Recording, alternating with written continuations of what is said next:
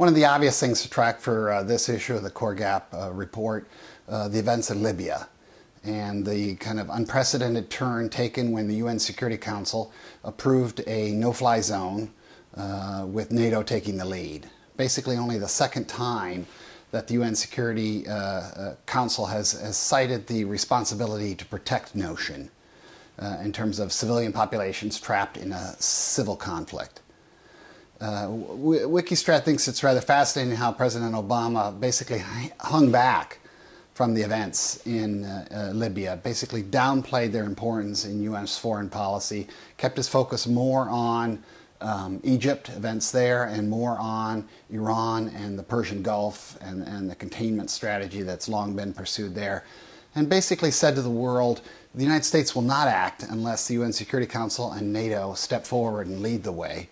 And in turn, you got the Europeans in the form of NATO saying they wouldn't act unless the Arab League and the African Union all agreed that this was a useful measure. Amazingly, by stepping back and letting that global demand express itself, President Obama, in our opinion, very deftly kind of laundered America's motives here and revealed what is a serious and consistent demand out there for U.S.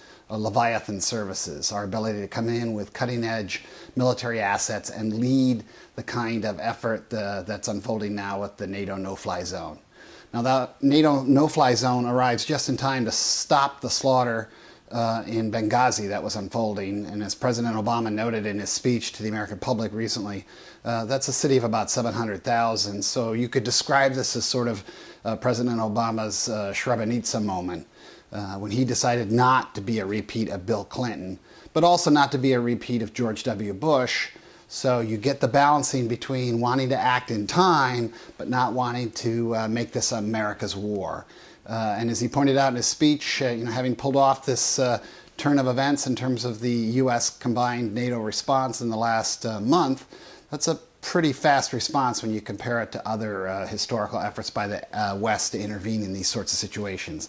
Now, the danger here, obviously, you get a drug-out stalemate between the rebels in the West, Gaddafi's forces in the East. You could end up with two states. And yet another one of these moments or situations where the state is basically being remapped. And the U.S. military comes into a civil conflict, and you're looking at two states when there was one.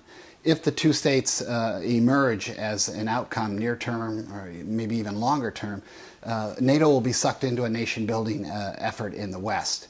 So the question of NATO's staying power is substantial, because not only will it divert their attention from Afghanistan to this situation, but in both situations, the U.S. could be left holding the bag if NATO gets tired.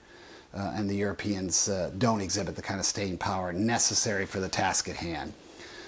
So Gaddafi not falling, lapsing into kind of a hunkered down bunker mentality like a Saddam after the first Persian Gulf War, that's the long-term scenario that's dangerous. And yes, Al-Qaeda in the Islamic Maghreb, AQIM, the acronym, the danger there, of course, they love civil wars, they love this kind of strife, it's where they make their hay, so they'll be highly attracted to it.